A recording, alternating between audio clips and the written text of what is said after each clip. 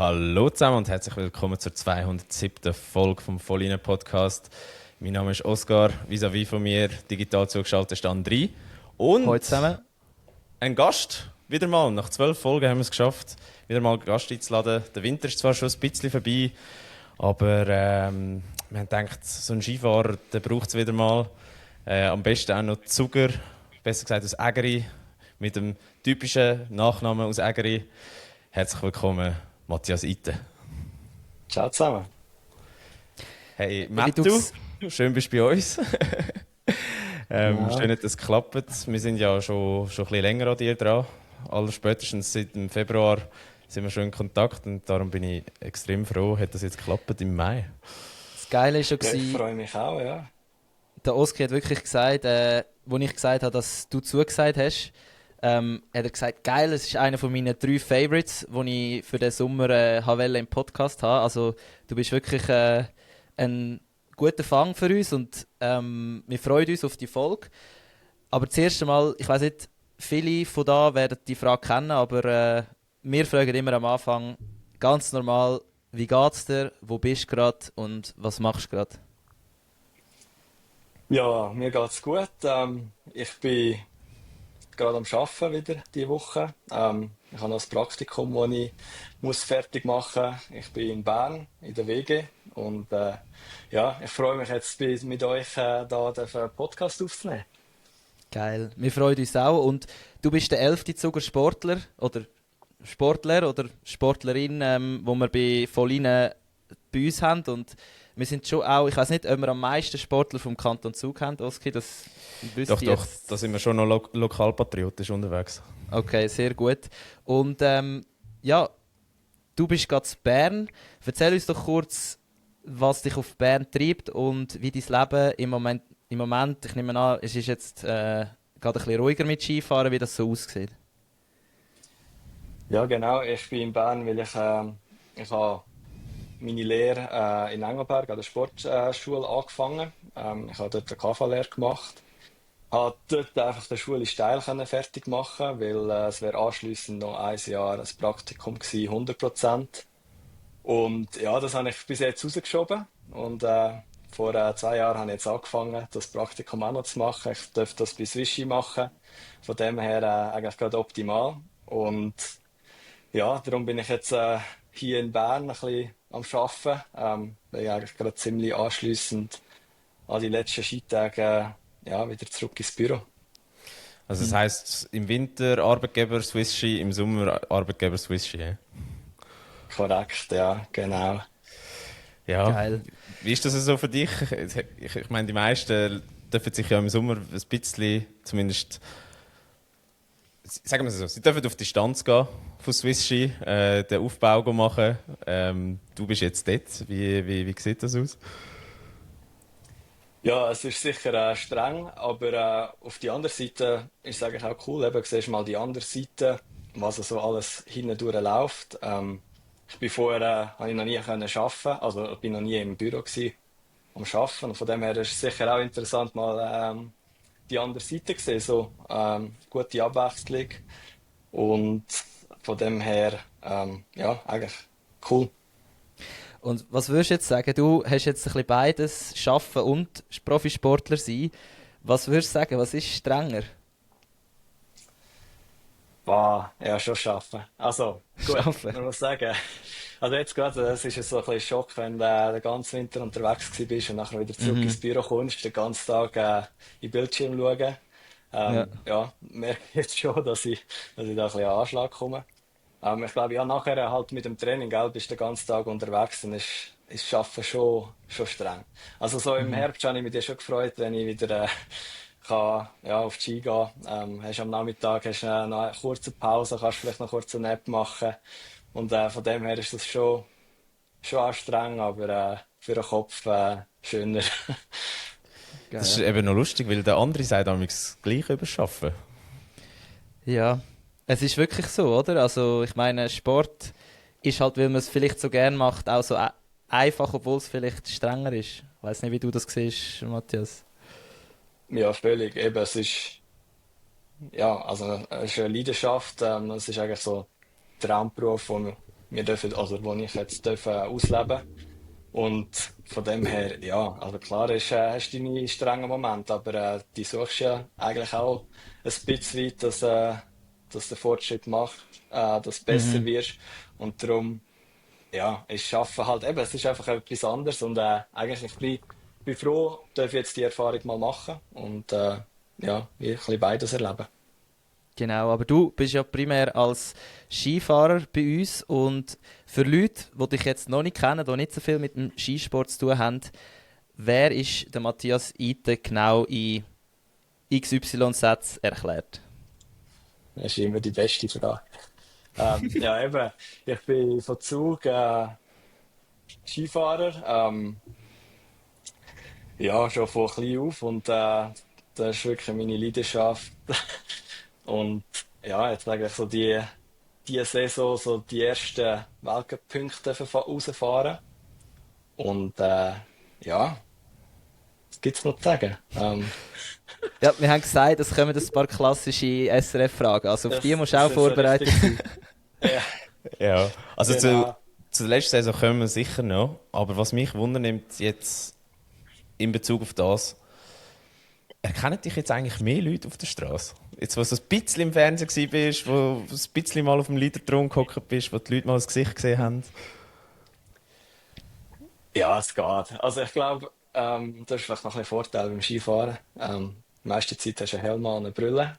Darum müssen es wirklich eingefleischte Fans sein, die dann wirklich noch, vielleicht auch noch die Interviews hören. Aber ja, etwa so viel Mal ist es mir jetzt noch nicht passiert. Und bin ich eigentlich auch gerade froh drum. Aber es ist die paar Mal, wo mich Leute erkannt haben, ist immer ja, cool gewesen. Cooles Erlebnis. Eigentlich Was, also, wenn es das erste Mal ist, wenn die jemand auf der Straße erkannt. wie ist das gewesen? Ist das jetzt einfach so random gewesen, oder ist das so eine skurrile Situation, wo du es nicht erwartest? Weil ich hatte die Situation letzte Woche gehabt bei einem Konzert, wo ich am Anstehen war bei der Bar. Ist jemand zu mir gekommen und hat gesagt, hey, bist du der Oskar von Volline? Und ich so, Entschuldigung? Wirklich krass. Ja, Mir hast du es nicht das erzählt. hat dir nicht mal Also, erzählt, ja. wir tun jetzt so, als wären wir berühmt, gell, Matthias? Aber das... Nein, aber eben, ich meine, wir sind ja gar nicht berühmt. Darum nimmt es mich wunder, wie ist das bei dir? Ja, also das erste Mal, wo wir wirklich jemanden auf der offenen Straße erkannt haben, bin ich im Zug im Bücherladen rausgekommen und ja, schon auch gerade so ein bisschen überrascht gewesen, dass mich jemand anspricht, einfach so. Und ja, also jetzt, es ist eigentlich gerade lustig, das Wochenende sind wir noch an einer Party gewesen und da haben mich auch Leute angesprochen und ja, hätte jetzt auch nicht erwartet. Also. Aber ist das so, also was ist dem vorausgegangen? Haben so die Leute zuerst so geschaut, so, ist es er, ist es nicht er? Oder ist es dann einfach so gewesen, so, ah, bist du der? Ja, sie sind gerade gekommen und gefragt, ob ich der und der bin. Und ja, also Aber easy. nein, Ja, also im Großen und Ganzen kannst du trotzdem noch einigermaßen anonym in Bern rumlaufen. Ja, völlig, ja. Also da hat mich noch niemand erkannt. Ja. was mich noch wundernimmt, ist, du bist ja von Unterägeri, oder? Wenn ich es richtig Genau, ja. gehört habe. So allgemein der Kanton Zug, was für einen Bezug oder für eine Nähe hast du da noch? Ich meine, du bist jetzt in Bern, sonst viel unterwegs mit dem Skifahren. Ja, was bedeutet dir das noch, deine Heimat? Oder jetzt, wenn wir mal noch so ein bisschen Zuckerromantik wollen, spielen? Ja, also sehr viel. Eben, ich bin eigentlich jetzt wirklich nur durch Arbeiten hier in Bern und ja, die ganze Familie ist in Zug daheim und von dem her auch im Winter versuche ich möglichst viel auch ja, wieder heimzukommen zu den Eltern, zum Brüder und darum, ja, es ist ja, einfach das Daheim eben, da fühlt man sich wohl und ja, tut einfach gut und kann man auch gut abschalten. Von dem her, ja, ist schon noch der Ort, wo ich am liebsten bin. Ich glaube, wir haben uns ja so noch nie irgendwie gesehen oder sind uns begegnet. Und das finde ich schon auch noch. Also, die Zuger Sportwelt ist ja klein. Und wir sind doch auch schon länger ein bisschen dabei, der Oski und ich. Und darum, ja, oder? Haben wir schon richtig, Nein, oder? aber ich muss auch sagen, das Ja, erste Mal, wo ich von Matthias gehört habe, war in Wengen. Also, dann so ja, Ja, am ist schon krass. Sonntag, der Fernseher läuft und plötzlich irgendein Schweizer, der mega viel Platz gut macht. Und dann heisst es ja, Ite. Und dann denkst du schon, okay, der muss ja fast von Zug sein. Und dann eben sagen sie noch so, ja, von Ägeri. Und ich so, yo, Andri, was haben wir verpasst? Und ja, jetzt sind wir da. Ja. Ja, ich glaube, es liegt jetzt auch ein bisschen an Zug, wo vielleicht nicht ganz so auf Skifahren ja, den Fokus hat. Eben, ich glaube, so Hockey, Fußball oder so, ist halt schon viel grösser eben. Und das ist jetzt ein bisschen das, was ich so all die Jahre immer ein bisschen zu kämpfen gehabt habe, weil halt einfach wirklich nicht so Medien, ja, in den Medien kommst du nicht wirklich vor. Und Ja. Und jetzt bist du bei Volline, was auch nicht wirklich ja, Medien ist. nein, voll geil. Aber was mich noch wundernimmt, ist, eben, du hast gesagt, es ist ein bisschen schwieriger zum Skiprofi werden im Kanton Zug. Oder wie würdest du das beschreiben? Ist es einfach schwieriger, zum die Leidenschaft übertragen zu bekommen? Oder wie meinst du das? Nein, das glaube ich jetzt nicht. Eben, also, ich meine, das nächste Skigebiet, oder wir in Nägeri haben eigentlich einen Skilift, wo ich die ersten Schwünge gemacht habe im Nollen. Und Sattelhochstückli ist 10, 15 Minuten entfernt. Also von dem her, da ist eigentlich alles mega nah. Und Hm. ich glaube, es ist mehr einfach so ein bisschen so, ja, die Leute interessiert vielleicht mehr eben jetzt Hockey oder eben, wenn zum Beispiel die Zeitung liest oder so, das sind andere Sportarten das größere Thema. Und ich glaube, es ist mehr das, eben die Leute, die mich kennen, die auch im Skiclub sind und so und das verfolgen, die wissen schon, was ich die letzten Jahre gemacht habe. Aber ich glaube, eben so ein bisschen für ja, das breitere Publikum ist halt wirklich jetzt diese Saison so ein bisschen das Aha-Erlebnis gewesen, wenn man das so darf sagen. Hm. Definitiv. Definitiv, ja. Definitiv. Ja, es gibt ja eine lustige Story, von wie es überhaupt zu dem Kontakt gekommen ist. Weil der ist ja nicht einmal direkt gelaufen zuerst. Der ist ja zu Bormio entstanden. Da habe ich einen schönen Buckethead angehabt. Für die uns auf Instagram folgen, auf den Bildern habe ich ihn noch auf dem Kopf gehabt. Irgendwann, dann im Verlauf von dem Slalomrennen, haben wir gemerkt, da in der Nähe steht der Fanclub von Matthias Seiter, komm, gehen wir mal mit denen reden. Und dann sind wir ins Gespräch gekommen mit ein paar Leuten von ihnen und dann habe ich gesagt, gebt dem den Buckethead mit. Ich hoffe, du hast ihn noch, Matthias. Ja, yes, Ähm, der ist bei mir daheim, ja. Sehr geil. Geil. Und so sind wir dort hingekommen. Und das ist unser Aha-Erlebnis gewesen. Also so Genau. ist das Ganze abgelaufen. Aber Ja, ja, zur Olympia kommen wir noch. du André, du hast hast ja etwas wollen gesagt, fragen. Ja. genau, der Matthias hat gesagt, er ist jetzt gerade ein bisschen in der Off-Season oder das Training fängt dann gleich wieder an, wenn ich das richtig verstanden habe. Wie hat das so ausgesehen? Bist du in der Ferien gewesen und du hast gesagt, hast auch Partys gemacht? Was geht da? Also wo dürfen wir da als Limit herausfinden? Ja, also eben, ich bin schon noch kurz in der Ferien gewesen, 5 Tage ein bisschen go surfen, Portugal. Mhm. Und ja, ich glaube eben jetzt so Off-Season musst du auch einfach mal ein bisschen Kopf können abschalten, ein bisschen auf andere Gedanken kommen. Darum, ja, gerade das, wo du Lust hast. Ich glaube, das ist jetzt gerade momentan das Wichtigste. Klar, ich muss wieder arbeiten, aber sonst nebendurch ein bisschen das machen, wo ich Bock drauf habe. Ja, aber Matthias, etwas musst du mir schnell erklären. Was ist das für eine Tendenz, dass ihr Wintersportler immer gehen surfen nach der Saison? Also, alle Wintersportler, die bei uns waren, auf Insta in den letzten 2, 3 Monaten irgendwo an einem Strand am Surfen. Woher Ja, kommt das? ist einfach geil. Also, bist du auch schon mal gewesen? Ja, ich habe mal so einen Anfängerkurs gemacht im Atlantik und das ist gut gelaufen, aber nein, es nimmt mich Wunder, weil bei den anderen Sportlern sieht man das nicht. Das ist wirklich bei euch Wintersportlern so etabliert. Ja, keine Ahnung, vielleicht irgendwo noch eine Challenge gleich, aber schön am Meer. Ja, ich weiß auch nicht. Ich bin ja, jetzt schon ein paar Jahre immer wieder mal im Sommer ja, auf Surfbrett drum. Was ist Ja, ich dein weiß nicht, was Surfspot? da so. Portugal finde ich super. Also, ja, gibt ein paar sehr gute Strände. Sehr gut. Und bist du so der Typ, der dann mit dem Van dort runterhaut und am Strand pennt? Oder bist du eher so der gemütlich ins Hostel oder sogar ins Hotel? Ja, also wir haben auch schon einen Roadtrip gemacht, aber da haben wir wie den Van unten gemietet. Darum ja eher so ein kleines Airbnb mieten und dann von dort ausgehen. Genau. Sehr geil.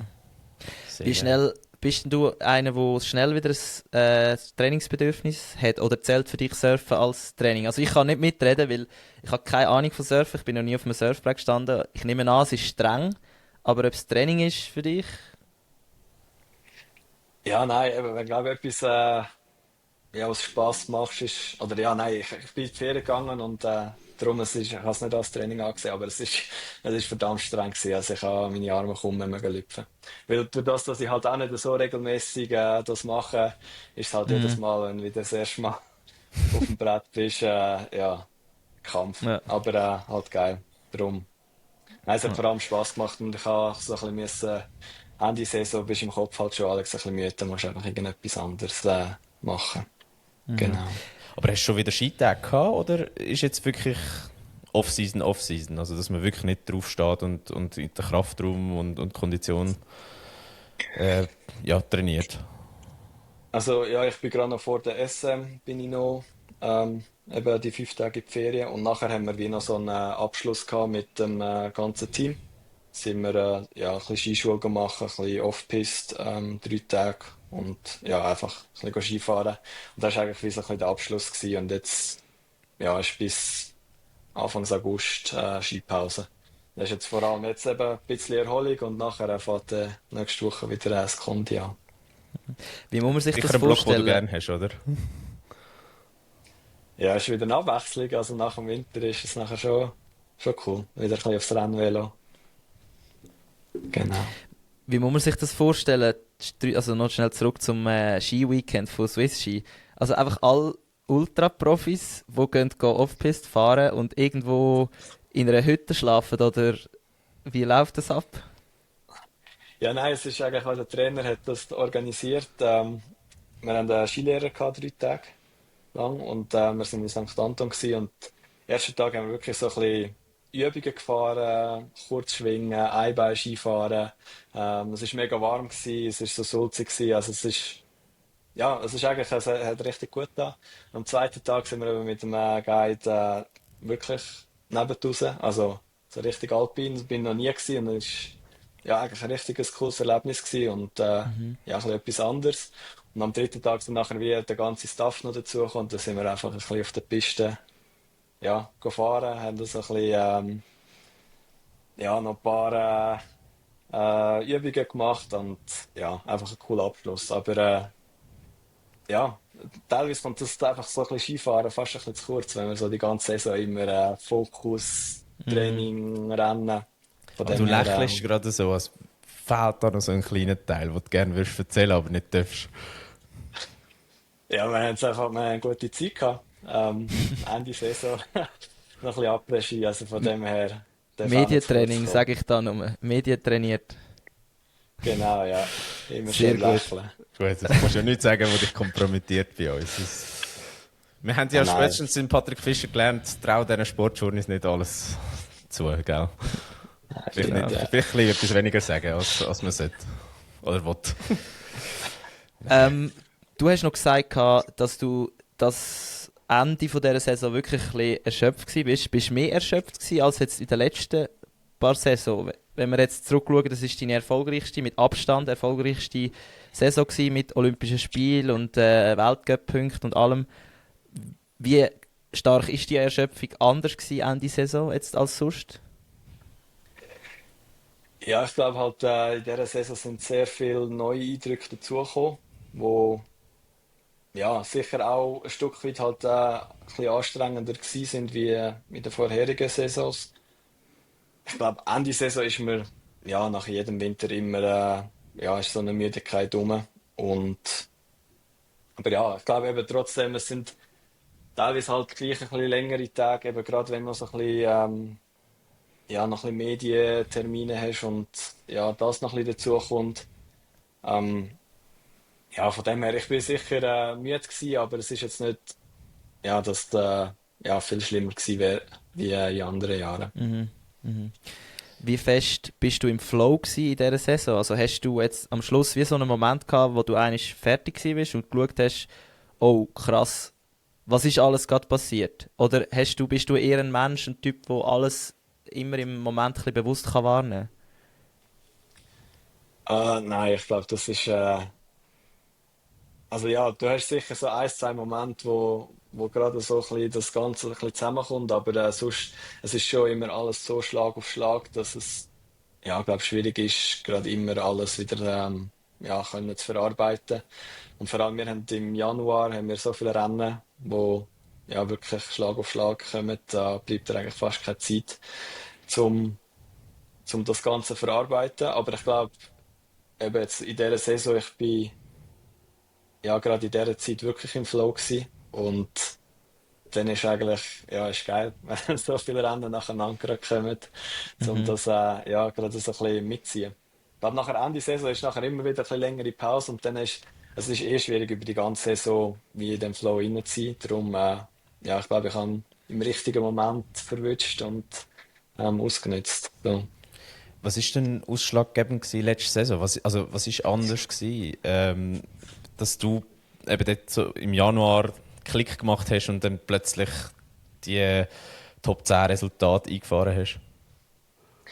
Ja, ich glaube, es fängt doch so ein bisschen in der Vorbereitung an. Ich habe recht, also ja, ich habe eine sehr gute Vorbereitung gehabt und ich habe in den letzten Jahren immer ein bisschen mit dem Rücken müssen vor- und nachgehen. Also ich habe nicht die riesen Umfänge können fahren und diesen Sommer eigentlich wirklich viel Läufe können fahren und halt auch eigentlich immer gut in Form gewesen. Und auch Anfangssaison nachher in der Vergleichung gemerkt, ja mal, dass es passt und ja, gerade eigentlich in die ersten Rennen das gute Gefühl können mitnehmen und auch gerade die ersten guten Resultate rausfahren. Und ich glaube, das hilft immer, wenn du in einer Saison startest und es funktioniert, dann ja, ist wie ein Selbstvertrauen auch da. Und dann musst du nicht noch irgendwie Hirn, ja, oh shit, jetzt muss ich irgendwo noch etwas anderes machen. Von dem her, ich bin ja, bereit gewesen Anfang der Saison und habe das dann dort gerade können durchziehen. Hast du eigentlich gewusst, dass wenn du der Rücken, der gehört ja seit einem längeren zeitlich ein bisschen zu deinem, ja, zu dir, sage ich jetzt mal, als Sportler oder die Rückenprobleme, wie hast du gemerkt, hey, wenn ich das wirklich mal im Griff habe, dann kommt es gut und dann kann ich endlich zeigen, was ich kann. Also ich glaube, ja, das habe ich eigentlich schon länger gewusst, dass wie das Skifahren da ist. Also dass ich es drauf habe. Und gleich habe ich jetzt das ja gemerkt, eben, was der Unterschied kann sein. Eben, ich habe eigentlich das in der letzten Saison gar nie gehabt, dass ich so viel Skifahren konnte. Mhm. Und ja, von dem her ist es nachher gleich wieder so ein bisschen, ja, so ein bisschen neue Erfahrung gewesen, dass es wirklich vielleicht auch ein bisschen am Umfang liegt oder kann liegen, dass du wirklich das Selbstvertrauen holst.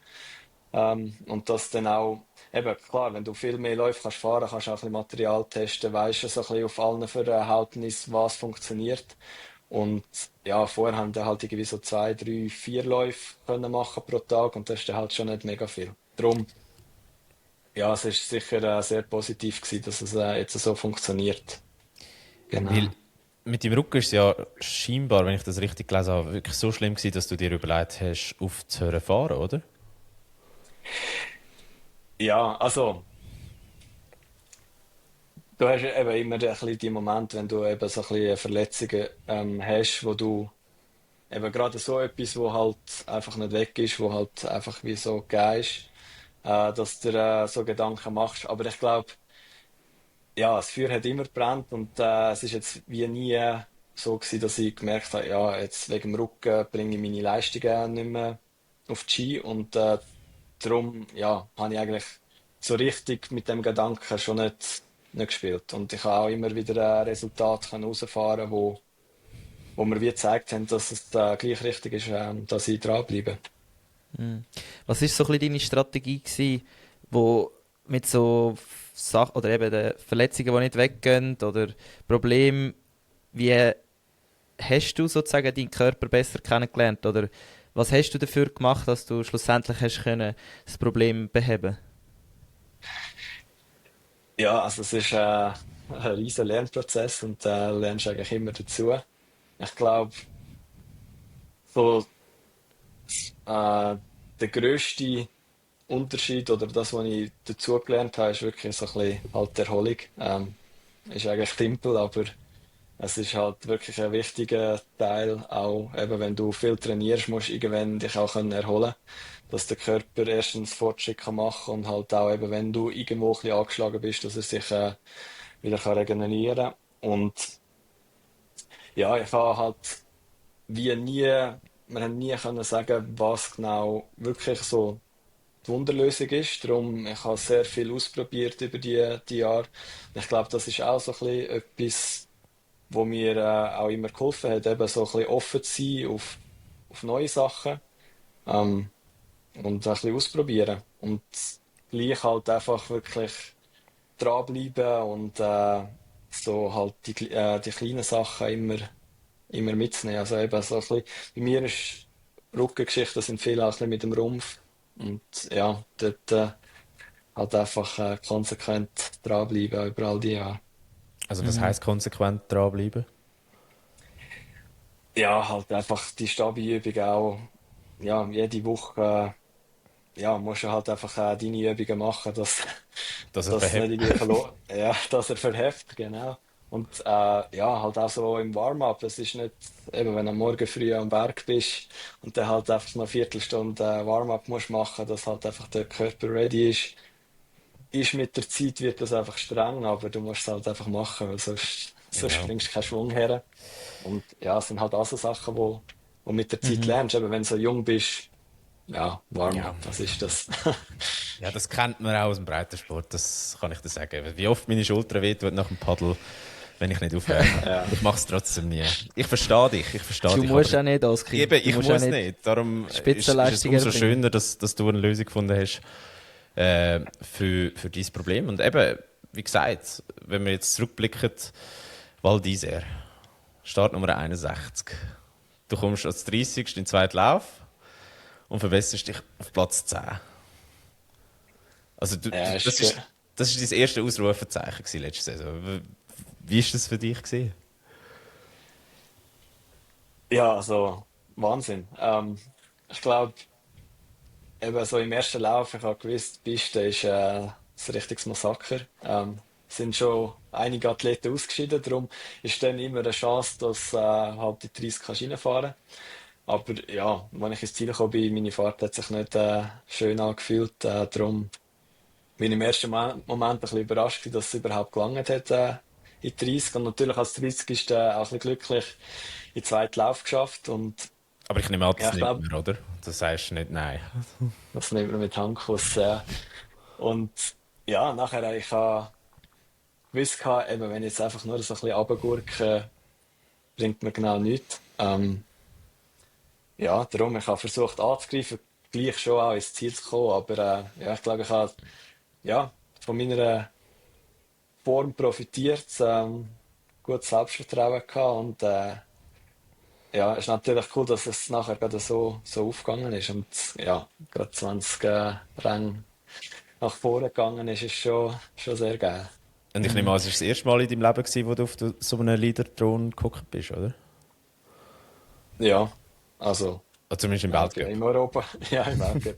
Im Europacup gibt es das nicht. Dort, ja, ist eigentlich wie einem Schülerskirennen, wenn man so mal geht schauen. Genau, aber ja, von dem her war es das erste Mal gewesen und also gut, lang bin ich nicht drauf gesessen, aber gleich eine mega coole Erfahrung gewesen. Mhm. Und hast du, wenn du so jetzt daran denkst, das Risiko immer die Abwägung, das finde ich eigentlich am Slalom sozusagen wirklich das Krasseste, weil du musst ja, was, wie du gesagt hast, wenn es langs oder kein Risiko eingehst, bist du safe zu langsam. Wenn du viel Risiko eingehst, gehst du raus. Kann man das trainieren, dass man die richtige Balance vom Risiko finden tut, oder hat man das einfach im Gespür? Nein, ich glaube, das kann man schon trainieren. Also ich habe früher bin ich meistens im Training nicht so schnell gewesen und habe mich dann wie aufs Rennen her gesteigert. Und ja, wir haben in den letzten Jahren auch mit dem Trainer ein bisschen das umgestellt und geschaut, dass man einfach im Training halt schon die 100% versucht zu fahren. Dass man halt, ja, eben, je mehr Läufe du auf 100% machst, desto vertrauter wird dir das. Und ich glaube, das hilft dir nachher schon, dass du im Rennen wirklich das Limit kannst suchen. Und eben, wenn du im Training schon am Limit fährst, weißt du auch, was mag verleiden und wo es dann Mhm. vielleicht eben ein bisschen zu viel könnte sein. Also, also was ich rausgehöre, ist durchgehend voll rein. Genau, ja. Geil. Und Ja, was braucht es denn? musst. Was braucht es denn, dass es eben nicht das Limit überschreitet, jetzt konkret technisch? Was sind denn so die Sachen, wo du in einem Lauf merkst, oh shit, jetzt bin ich also 0,1% näher am Limit. Also, was sind so Sachen, die du spürst? Ja, wenn du mit dem Körper nicht mehr hinten reinkommst, das ist eigentlich so der Klassiker. Also wenn du immer weiter zurückkommst mit dem Oberkörper und es plötzlich so ein bisschen über die Ferse fährt, schieben. In der Fläche suchst du das. Wenn dir das dann nachher im Steilhang passiert, weisst du, jetzt hättest du einen Schwerpunkt verlagern, sonst machst du einen Highsider. Ja, aber du suchst immer so ein bisschen das Limit, aber ich glaube eben im Lauf versuchst du gleich so ein bisschen, ja, immer den Schwerpunkt in der Mitte zu haben, dass der, ja, gleich einfach, G müssen einfach fahren und dann, Mhm. ja, irgendwie mit dem Körper hinten reinkommen. Genau. Mhm.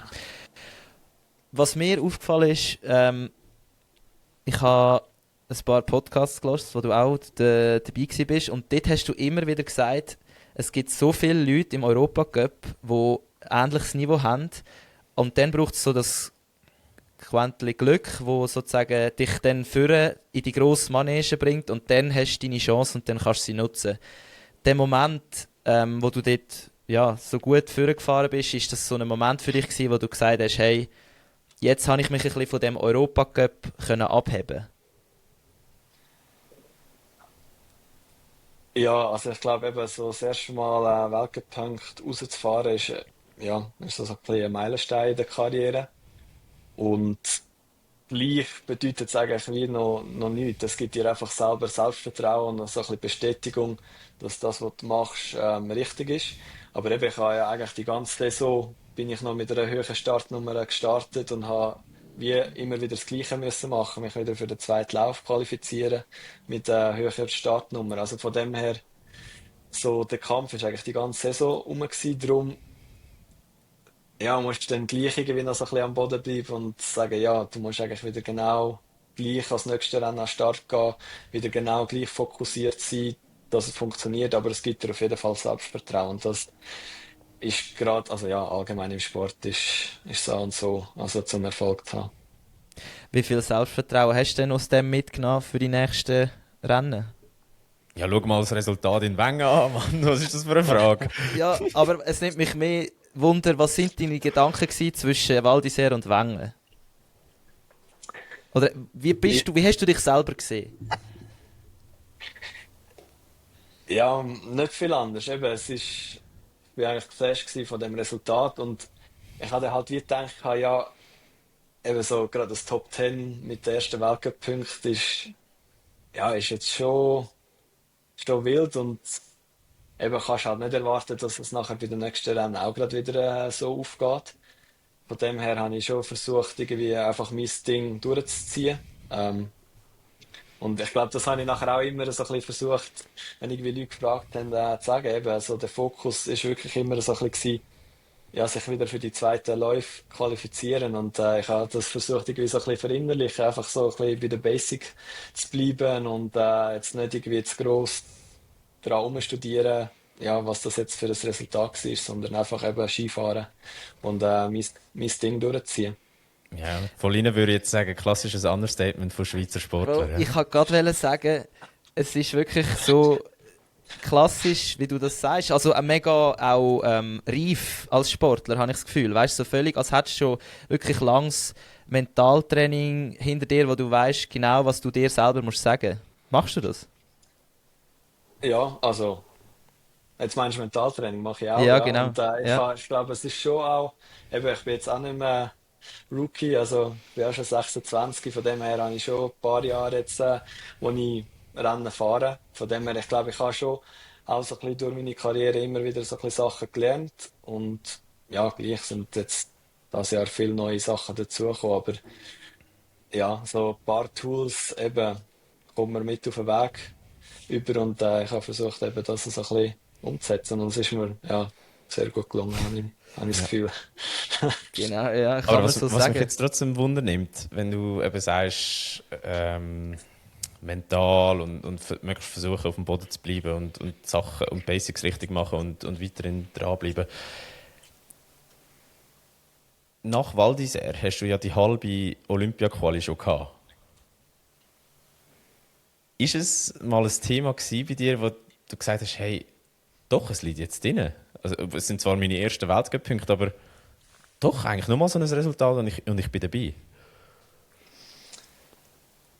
Ja, also es ist, eben, ich bin nachher dort im Ziel gewesen und nachher so die erste Interview und dann haben sie eben gesagt, ja, die Hälfte von der Olympia-Quali und das ist für mich völlig nicht auf dem Radar gewesen. Ich habe zwar Anfang der Saison bin ich mit einem Kollegen auf dem Lift gewesen und habe gesagt, hey, irgendwie, die Saison ist eigentlich schon etwas möglich, aber halt mehr so ein bisschen, ja, ein bisschen Faxen machen und ja, ich glaube nachher, wo dann das Thema so ein bisschen aufgekommen ist, ich kann selber nicht wollen, wirklich daran denken, weil, ja, keine Ahnung, es ist ja so riesig, Olympia. Ja, ich habe gewusst, dass ich mich wahrscheinlich selber mit dem nervös mache und darum habe ich das irgendwie so ein bisschen versucht auszublenden. Klar, im Hinterkopf ist es dann schon plötzlich mal gewesen, aber ja, darum habe ich mich eben wirklich versucht, auf Skifahren zu fokussieren, dass ich wirklich einfach nur das mache, was ich kann und nicht irgendwie über etwas studieren, wo gleich noch ein Stück weit weg war. Mhm. Gibt es eigentlich Kollegen im Swiss Ski Team, die genau anders denken, die sich jetzt von Anfang an gesagt hätten, hey, weißt du, so klassischer Ami-Style, ich will jetzt an die Olympischen Spiele, ich bin der Beste. Also jetzt, weißt du, einfach Boah, eine andere Taktik. ja, wüsste ich jetzt nicht, aber eben, es ist halt, ich glaube, dort, wo ich jetzt Anfang der Saison gestanden bin, so im Team, ja, das war gar kein Thema gewesen. Also, Hättest du wahrscheinlich ist auch keinen schon, Gefallen gemacht, oder? ja, es ist zuerst mal bei uns Quali gewesen, ob ich überhaupt Weltcup fahren kann. Also, wir haben im Team Anfang der Saison halt noch so müssen uns qualifizieren für einen Weltcup und darum, ja, wenn du dann nachher von Olympia redest, ja, wirst du wahrscheinlich jetzt bei uns gerade schon ausgelacht. Aber eben, ja, jemand anderes, der vielleicht ein bisschen näher dran ist, kann schon sein, dass es jemand geht, aber jetzt nicht jemand, den ich wüsste. Aber Mhm. ja, ist auch Taktik. Eben. Jeder muss so ein bisschen seine Strategie herausfinden, was einem am besten tut. Ja, und eben, du hast es dann, würde ich sagen, ziemlich gut getroffen. Ähm, Das nächste Level hast du dann eben in Wengen erreicht. Für alle Schweizer, gut, das hören eigentlich nur Schweizer, die den Podcast, ja, das hören nur Schweizer, die wissen, dass es Heimrennen ist. Laufbestzeit im zweiten Lauf und am Schluss Platz 6 und eben gleichzeitig dann die Olympia-Quali. Ja, also jede Sportfloskel könnte man jetzt sagen, ich habe keine Worte dafür oder ist unglaublich. Jetzt im Nachhinein, so, wann ist das? Ich weiß gar nicht, ein halbes Jahr seither, oder? Mitte Januar, glaube ich. Bin mir aber Ja, jetzt auch nicht noch nicht 100% ganz. sicher. Wie ist es für dich jetzt so aus der Position jetzt, wenn du so zurückschaust? Was ist das für ein Moment für dich gewesen? Ja, eigentlich von dem, was ich seit ich ein kleiner Bub bin, träume. Eben mit so grüner Zeit ins Ziel fahren, das ist so, ja, ich habe mir das x-mal im Kopf vorgestellt, wie sich das wird anfühlen. Und eben dann gerade noch vor heimischem Publikum. Ja, das ist, für das mache ich den Sport und das ist wirklich so die Emotionen, von denen lebe ich jetzt den ganzen Sommer, glaube ich. Also Geil. von dem her, ja, es ist wirklich, es ist sehr ein geiles Gefühl und ja, lohnt sich. Ja, weißt, meine Anschlussfrage wäre gewesen, wie weit sind die Vorstellung und die Realität auseinander gewesen, aber so wie du es gerade beantwortet hast, ist es eigentlich klar. Ja, ich glaube einfach wirklich gerade der kurze Moment, wenn du ins Ziel kommst und realisierst, wow, ja, grün, ja, der ist wirklich geil. Und nachher, klar, wenn du auf dem Leader-Thron hockst, ist schon auch mega cool. Aber ja, ich glaube wirklich der Moment gerade danach, wenn du ins Ziel fährst und die Emotionen auch von den ganzen Fans kannst einsaugen, ist schon der, wo jetzt so am stärksten in Erinnerung bleibt. Macht es dir eigentlich Spass, dort hocken und zuschauen, wie die anderen runterkommen und eben so die Zwischenzeiten und dann die Laufzeiten zu sehen? Oder bist du so, boah, hol mich da raus? Ja, also es ist schon, bist schon brutal am Mitfiebern und auch nervös, aber ich habe wie in dem Moment habe ich gewusst, es ist einfach gute Leistung gewesen und ja, ich hätte glaube jedes Resultat genommen, nur schon für die Emotionen. Und klar, es ist dann nachher schon auch im Hinterkopf gewesen, aber ich habe gewusst, wenn ich noch erst in den zweiten Lauf reinkomme, dann heisst es einfach, ja, voll angreifen und Herz in die Hand nehmen und wirklich versuchen, jetzt da noch erst ein zweites Top-5-Resultat rauszufahren. Und der Fieber ist natürlich schon mit jedem Fahrer mit und hofft, dass es noch weiter führen geht. Und das war nachher schon geil gewesen, was dann plötzlich für die Top 15 gelangt hat. Die Fans haben mitgefiebert und nachher, ja, noch in die Top 10 rein. Das ist schon, ja, schon Wahnsinn gewesen, ja. Kann man sich eigentlich im Nachhinein noch so an einen zweiten Lauf, wenn du volles Risiko gehst und es klappt, kann man sich dann noch erinnern, was du bei welchem Tour genau gemacht hast, oder musst du es dir am Fernsehen anschauen? Ja, das ist, nein, meistens erinnerst du dich nicht gross. Also ich habe, ja, meistens gerade direkt nach dem Lauf weiss ich, dass vielleicht dort und dort ist noch irgendetwas gewesen, Mhm. aber ich kann dann meistens wie nicht genau sagen, was. Und wenn du dann wirklich genau weißt, was passiert ist, dann bist du wahrscheinlich nicht voll drin gewesen. So nicht voll im Flow. Und ich glaube, von dem her ist meistens nicht ein schlechtes Zeichen, wenn die unten im Ziel nicht genau magst erinnern, was jetzt alles los war. Mhm. Also jetzt zum Beispiel Ja, bei Wenger habe ich noch so einen Fehler gehabt und ich kann mich an den nicht wirklich mehr erinnern. Also von dem her, ja, so viel speichere ich jetzt nicht ab. ja, ich habe das Gefühl, Slalom ist so der Inbegriff von einer Flow-Sportart, oder? Kannst Ja, du schon ein bisschen... würde ich auch sagen, ja. Also, wenn es vom ersten Tor nicht passt, dann passt es wahrscheinlich bis ins Ziel nicht. Und ja, wenn du so ein bisschen reinkommst, ja, kannst du es eigentlich schon immer durchziehen. Aber eben, du kannst nachher auch Fehler machen und dann bist du eben genau aus dem Flow und dann funktioniert teilweise gar nichts mehr. Also es ist schon, Mhm. es ist eigentlich wirklich so, ja, mental auch ein Sport, aber ja, ich finde das genau geil.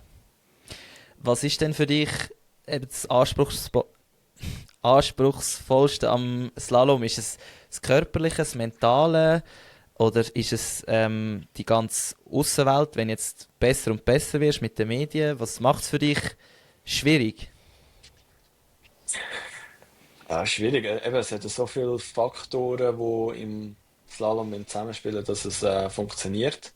Und ich glaube eben, also für mich ist es einfach, du hast so viele Kurven, wo du einfach immer musst präzise sein und ja, einfach alles richtig machen. Und das Gefühl, wenn du nachher einen Lauf ohne Fehler runterbringst, ja, ist also für mich etwas vom Geilsten, wo kannst erleben. Darum, ich glaube, das ist schon das, was man immer versucht, irgendwie wieder zu erreichen. Und ja, wenn du nachher einen perfekten Lauf hast und du hast dann nachher gerade noch im Ziel noch Leute, die mit dir den Adrenalinkick können, feiern, ja, ist eigentlich so ein bisschen das, was für mich ausmacht. Etwas, was mir jetzt in Bormio aufgefallen ist, ist, dass Slalom ja eigentlich die einzige Sportart ist, wo man von oben bis unten sieht, als Zuschauer. Und entsprechend, nehme ich an, umgekehrt ist das ja auch so. Nimmst du das Publikum wahr? Also ist das so etwas, was man auf der Piste merkt, oder bist du so im Film inne, dass du sagst, ja, juckt mich nicht fest, was da außen abgeht, bis ich dann mal endlich im Ziel ankomme? Ja, teilweise nimmst du es schon wahr. Also jetzt gerade Wengen, wenn du so ein bisschen gegen Ziel kommst, als Schweizer merkst du das natürlich. Adelboden, wenn du über eine Kante in den Zielhang einbiegst, ja, das spürst du einfach. Aber ich glaube, sonst allgemein, wenn du am Fahren bist, also ja, jetzt ich eher weniger. Aber ja, wenn du natürlich am Start bist und es ist wirklich eine Piste, wo du gerade ins Ziel runter siehst, dann hörst du natürlich alles. Und hörst auch, wenn jetzt einer vor dir einen hohen Lauf raushaut, dann, ja, hörst du das natürlich auch noch. Aber ja, wenn du am Fahren bist, bist du eigentlich schon meistens im Fokus. Mhm. Ist es eigentlich streng in dabei, wenn du so bei den letzten paar Tour bist? Ja, also es gibt strengere Läufe und weniger strengere, aber ich glaube so die letzten 10 Sekunden gehen eigentlich meistens ziemlich bei. Ähm, darum, du weißt auch immer im Sommer, dass wieder ja, gut Gewicht musst stemmen, dass dann wirklich die Läufe magst durchziehen.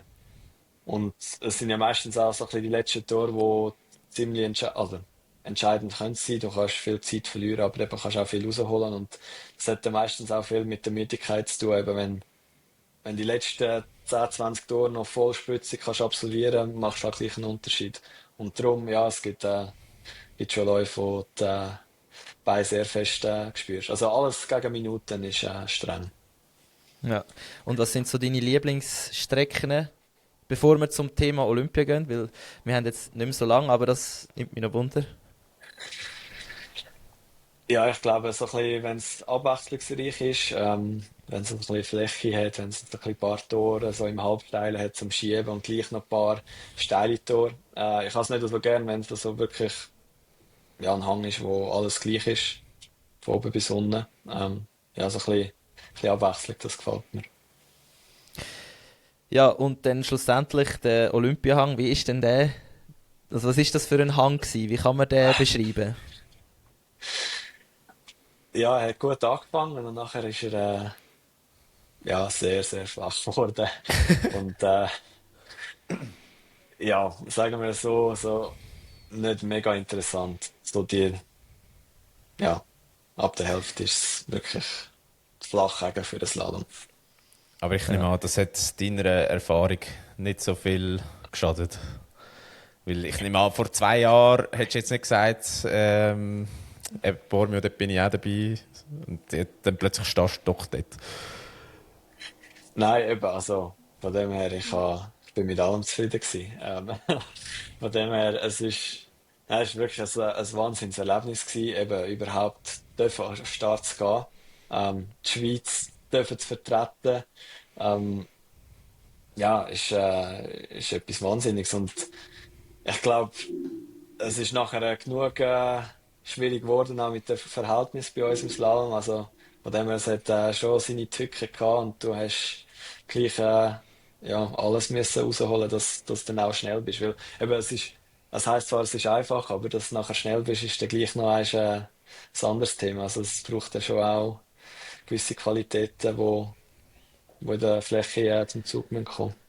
Wie, was meinst du denn mit den Bedingungen schwierig gewesen? Also jetzt die also wie sagst du dem, die Absteckung? Oder meinst du allgemein das Schneeverhältnis oder das Wetter? Ja, also beim Slalom ist sicher im ersten Lauf, es hat geschneit. Ah ja, stimmt, das Wirklich. war arschkalt Also es an dem Tag. Ja. es ist wirklich wildes Wetter gewesen und dann ist auch die Kurssetzung, ja, die Italiener haben gesteckt und ja, Ja, aber die es sind ist doch alle interessant ausgeschieden im gewesen. ersten Lauf, nicht? Ja, eben, sie haben eigentlich nicht wirklich, also der Trainer ist jetzt nicht mehr Trainer. Ich Nein. weiß nicht, ob das schon genug Oh mein Gott. gesagt. Nein, keine Ahnung, aber es ist ein schwieriger Lauf gewesen, schwierige Bedingungen und darum, ja, es ist eine Herausforderung gewesen. Mhm. Und du sagst, oder das hast du glaube ich auch schon gesagt, es ist nicht normal, dass wenn du an die Olympischen Spiele kommst und gerade Erfolg hast, oder hast du das zu einem Weltcup gesagt? Ich weiß nicht, in einem vergangenen Interview hast du das mal gesagt. Auf jeden Fall habe ich das Gefühl, das ist halt wirklich so eine Magie von den Olympischen Spielen, dass ja, du halt mehrmals musst gehen, damit du jetzt ja, so richtig dein Potenzial kannst zeigen. Hast du das Gefühl, an dem ist etwas Wahres oder ja, wie siehst du das? Ja, ich glaube, es gibt immer so die ein, zwei Typen, die herkommen und gerade voll abräumen. Gut, ja. Aber ich glaube, also jetzt gerade in meinem Fall ist ja noch der Team-Event gewesen, eine Woche davor. Und ich glaube, das ist schon, ist mir mega entgegengekommen, dass wie so einiges Mal hast können den Berg runterfahren und vielleicht so ein bisschen die Anfangsnervosität ein bisschen zu legen. Und von dem her, ja, ich glaube eben, es ist etwas mega Spezielles, von dem redest du halt wie so die ganze Karriere. Also es Mhm. ist ja so das Größte, wo irgendwie kannst gehen als Sportler. Und von dem her, ja, ich glaube, wenn ich jetzt in 4 Jahren wieder könnte gehen, dann ist es wahrscheinlich sicher eine andere Ausgangslage. Aber ich glaube, von dem her tut es sicher gut, wenn du mal einfach an den Start kannst gehen. Vielleicht auch so ein bisschen eben, das ist ja so ein bisschen das olympische Motto, oder? Dass mitmachst. Aber ja, als Sportler natürlich hättest du schon Erfolg haben. Aber ich glaube, jetzt in Ja. meiner Ausgangslage ist wirklich, ja, eigentlich, ich habe, ja, glaube das Beste rausgeholt. Also. Also du bist ja 18. geworden in der Teamkombi, 11. im Slalom. Hättest du das genommen Anfangssaison? Ja, sofort. Und, Also, und nach Wengen? ja, ich glaube auch. Also, ich habe,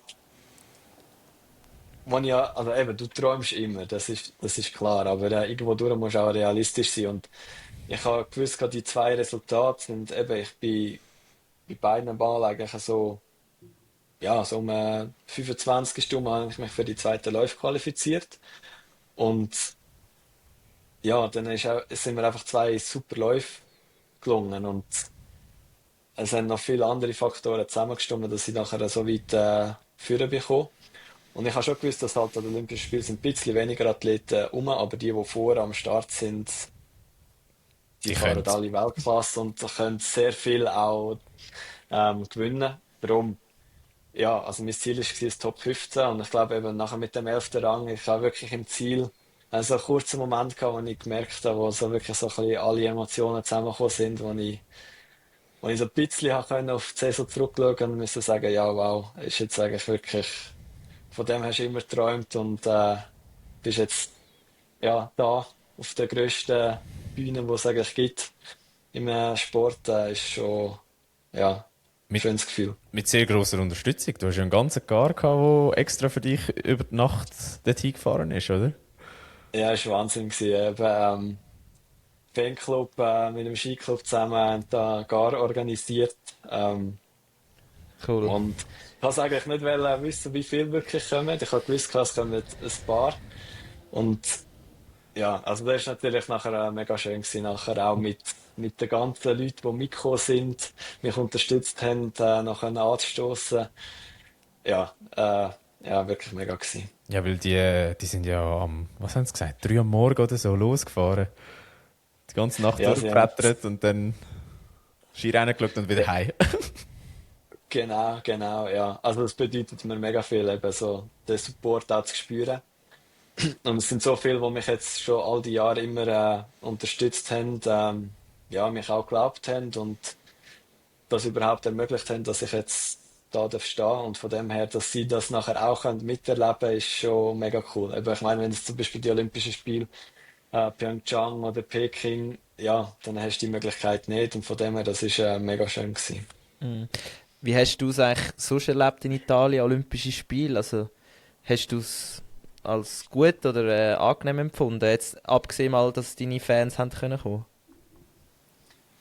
Ja, ich glaube jetzt gerade für uns Herren Skifahrer ist sicher ein bisschen speziell gewesen, weil ja, schlussendlich sind wir wie die einzige Sportart gewesen, die in Bormio war zu dieser Zeit. Nachher sind dann nachher noch Skimountaineering gekommen, aber die haben wir ja, wie verpasst. Und ja, dann hat sich nachher schlussendlich wie so ein bisschen ein Weltcuprennen angefühlt. Aber ich habe schon so ein bisschen, du hast nachher schon so ein bisschen Vorstellungen, wie so die Olympischen Spiele sind, so mit dem Olympischen Tor von allem. Und wir sind dann halt gleich einfach in einem Hotel gewesen, wie allen Rennen, anderen Rennen Mhm. auch. Aber ja, also du siehst halt überall die Olympischen Ringe und das tut dich dann, glaubst du, wieder so ein bisschen, eben, es weckt so ein bisschen das Feuer und das ist, von dem her, es ist gleich speziell gewesen und ein mega cooles Erlebnis. Woher, sorry Oski, dass ich da drin rede, aber ich muss etwas fragen zu den Olympischen Ringen. Und zwar, Also komm. ich hatte das ja auch, oder halt das gehabt mit diesen Ringen. Und ich weiß nicht von wo das, bei mir kommt es von meinem Vater, der hat das einfach überall auf jedem Sportgerät, das er hat, draufgeklebt, auf dem Auto, auf den Taschen hat es Olympische Ringe gehabt. Woher kommt die Faszination bei dir, dass wenn du die 5 Farben siehst, die 5 Ringe, dass bei dir das eine Karriere auslöst? Ja, ich glaube eben, dann, das ist, du schaust, ja, Sommer-Olympische Spiel, Winter-Olympische Spiel, es ist einfach so ein bisschen, es ist so magisch. Ähm, Wir in Engelberg haben die Ringe immer im Kraftraum oder in der Halle sind die aufgehängt. Und du schaust eigentlich immer so ein bisschen dort rauf und du weißt, von dem, ja, du träumst einfach von dem und wenn du nachher das immer wieder siehst, ja, es tut sich wie so ein bisschen der Traum verinnerlichen und ich glaube, das löst jedes Mal, wenn du die wieder siehst, löst das ein Mhm. Stück weit aus und darum wahrscheinlich die positiven Gefühle. Spannend, ja.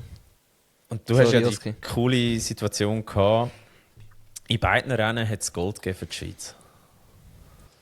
Ja, das ist ja Wahnsinn. Eben, gerade im Slalom, der Loic Olympiasieger ist natürlich mega cool. Eben, die Stimmung, das ganze Team ist super gefahren und das macht es natürlich ja, umso spezieller, eben, wenn jetzt irgendwie alle anderen nicht so performt hätten. Ja, klar bist stolz auf deine Leistung, aber ja, es ist ja wie so ein I-Pünktchen für mich gewesen, dass wir am Abend auch haben, etwas zum Feiern gehabt. Und ja, Schweizer Olympiasieger ist natürlich schon etwas ganz Cooles Und ich meine, auch im da haben wir es Slalom wieder jetzt. von wie nah Erfolg und Misserfolg liegen, oder? Also ich meine, wenn der Lee McGrath den Lauf runterbringt, weiss niemand, ob der Loic Olympiasieger ist und dann scheidet er aus, hat den schlimmsten Tag von seinem Leben und der Loic hat den besten Tag von seinem Leben und eben ihr könnt festen. Also eigentlich ist es perfekt gelaufen aus Schweizer Sicht und trotzdem ist es ja so, boah, krass. Also der eine hat dann trotzdem alles verloren in wenigen Sekunden. Ja, das ist ja natürlich eben genau das, was eigentlich den Sport auch ausmacht. Das ist immer so, ja, Niederlage und Sieg sind so eng zusammen und ich glaube, darum macht auch so die jeweiligen Emotionen so stark. Eben, wenn du verlierst, tut es extrem weh und wenn du gewinnst, ist es dafür umso schöner. Und ich glaube eben in einer Sportkarriere, du verlierst halt mehr, wie du das gewinnst. Und ja, darum eben, wenn du mal wirklich zu oberst stehst, ist das schon ein sehr schönes Gefühl. Wie ist es für dich im Schweizer Team dürfen, ja, voll dabei zu sein? Weil ich nehme jetzt an, es ist sicher ein härterer Weg in der Schweiz, um an die Spitze zu kommen, weil es halt einfach so eine gute Nation ist. Aber ich sage jetzt mal, wenn du es mal geschafft hast, klar, es ist immer am schwierigsten, an der Spitze zu bleiben nachher, aber wenn du mal so den ersten Schritt gemacht hast, dann profitierst du eigentlich vom System, oder? Oder bin ich da falsch? Ja, also ich glaube eben jetzt gerade in der Schweiz mit Swishy, wir haben wirklich, ja, wir sind so gut aufgestellt, wir haben, ja, ich würde sagen, die besten Trainingsmöglichkeiten, die man kann haben. Und ja, da profitiert man eigentlich schon eben im Juniorenbereich. Und klar, wenn man dann nachher ins Swishy-Kader reinkommt, ist dann gleich alles noch einmal viel professioneller. Und ja, ich glaube, das merkt man schon, oder ganz bestimmt, eben, dass halt wie alles dafür gegeben wird, dass kannst Erfolg haben und wenn es dann irgendwann mal darfst, eben mit guten Resultaten zurückzahlen, ist natürlich mega cool. Und ich glaube, ja, von dem her, wir sind schon mega privilegiert, dass wir die Möglichkeiten haben, wirklich so ein gutes System, Nachwuchsarbeit und auch ja, ganzes Staff, Trainerteam und so. Ja, also wir werden wirklich mega supported und von dem her, ich glaube, darum sind wir momentan auch ja, sehr erfolgreich als Schweizer Team. Aber da muss man natürlich dranbleiben. Das ist klar, ja. Und welche Rolle hast du jetzt im Team so ein bisschen eingenommen in dem Jahr? Wie hat sich die verändert? Ja, also im Team bin ich halt schon der Rookie. Ich glaube, ja, am Anfang, du musst dir halt den Platz schon auch ein bisschen erkämpfen, das ist klar. Und ja, jetzt muss ich glaube Französisch lernen. Alle Slalomfahrer nicht Französisch, wenn ich mich da auch kann verständigen kann. Aber nein, ich glaube, ja, sie haben mich also mega gut aufgenommen. Das ist eigentlich wirklich cool. Auch Mhm. im Training mit den Besten können zu trainieren und eben dort auch so ein bisschen den Vergleich zu haben. Wie nah bist du denn dort dran im Training? Ja, ich muss sagen, eben jetzt sagen, so in der Vorbereitung ähm, sehr gut. Aber das kommt natürlich auch immer so ein bisschen auf Bedingungen an und so. Aber ich habe ja eigentlich gute, gute Trainingslager gehabt. Von dem her, dort habe ich mir sicher auch Selbstvertrauen geholt. Ja. Sehr gut. Ja, wenn wir mal ein bisschen einen Ausblick wagen auf 26, 27. Was nimmst du mit aus Val d'Isère, Wengen, Olympia? Und was braucht es, damit eben die Top 10 Resultate dann regelmäßig eingefahren werden? Ja, ich glaube, was ich mitnehme, sicher all die Emotionen. wie ich es vorher schon mal angedeutet habe, eben, das ist etwas, wo die dann nachher auch im Kraftraum in den schwierigen Momenten den gleichen als Limit pushen lassen. Und ja, ich glaube jetzt für nächste Saison wäre sicher schön, wenn ich wieder so ein bisschen an die Top 10 Ergebnisse kann anknüpfen kann. Aber ich glaube, in erster Linie ist das Ziel wirklich einfach noch ein bisschen mehr Konstanz reinbringen. Ja, möglichst in jedem Rennen Punkte können, rauszuholen und ja, dann Schritt für Schritt schauen. Also eben, ich glaube, so gerade die Top-Resultate wäre ja, Best-Case-Szenario. Aber so in erster Linie versuche ich jetzt über den Sommer noch an der Konstanz zu arbeiten und so eigentlich Schritt für Schritt einen Schritt nach vorne zu machen. Schaffst du jetzt eigentlich auch mental über den Sommer mehr als im Winter, oder? Ja. Ja, also ich habe es jetzt eigentlich immer gemacht, dass ich über den Sommer vor allem Mentaltraining mache, dass ich im Winter, eben wenn du nachher so viel unterwegs bist, dass du dann einfach so ein bisschen deine Tools hast, die dir helfen und dass die dann nachher kannst anwenden. Und ja, jetzt ist eigentlich wieder Zeit, um ein bisschen analysieren, was vielleicht noch ein bisschen gefehlt hat diese Saison, wo kannst du noch ein bisschen an dir arbeiten, wo kannst du dich weiterentwickeln und dann dort wieder, ja, eben im Mentalen wieder arbeiten über den Sommer. Sehr Also gut. du siehst noch Potenzial, definitiv. Ja, auf jeden Fall, ja. Sehr gut. Das wollte ich hören. Ja, Ja. vielleicht zum Abschluss, eben, wenn wir es vom Mentalen haben und von Visualisieren, wenn wir jetzt in einem Jahr würden wieder zusammenhöckeln, wo steht der Matthias Iten und über was würdest du gerne reden? Ähm, ja, ich würde wahrscheinlich sehr gerne über meine Erlebnisse an der Heim-WM ähm, reden und ja, über eine gute Saison, wo ich mich in den Top 30 gefestigt habe. Und ich glaube, ja, dann ist es eine sehr erfolgreiche Saison. Und ja, wenn ich gesund bin und ja, immer noch motiviert. Sehr gut. Dann manifestieren wir das. Und das Gute ist, alle, die bei uns im Podcast sind, haben nachher den Vollinenbus gehabt und haben nachher schöne Erfolge gefeiert. Also unter anderem bei Olympia hat es ja auch 3 Medaillen gegeben für Vollinen. Von dem her, ich glaube, jetzt, wo du Teil von unserer Vollinen-Family bist, sollte es gut kommen. Dann gut, ja. Genau. Ja, und an dieser Stelle können wir dir noch schnell das Wort geben und sagen, oder ob wir etwas vergessen haben, was du noch loswerden willst. Und sonst darfst du natürlich auch noch ja, erzählen, wo man dich kann unterstützen kann, wie man das kann machen kann. Und ja. Ja, nein, vergessen haben wir glaube ich nichts. Es war sehr angenehm gewesen mit euch.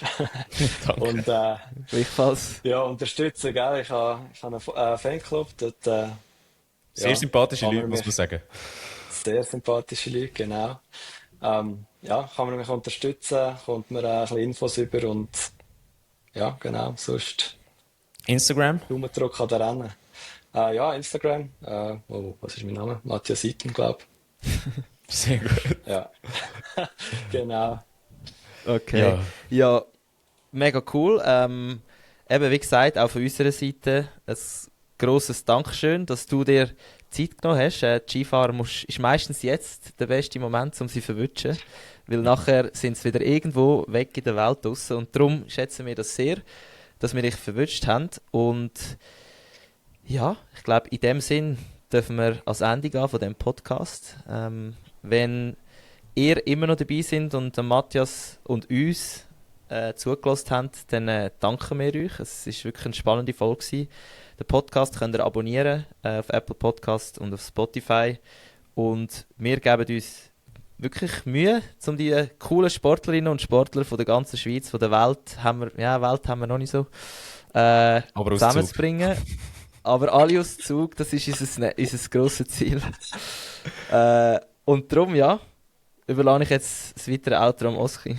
Genau, wenn ihr schon dabei sind, dann folgen nicht nur Matthias auf Instagram, sondern auch uns. Uns findet ihr unter vollinen_podcast und wenn der Podcast euch gefallen hat, dann teilt ihn doch mit euren Liebsten.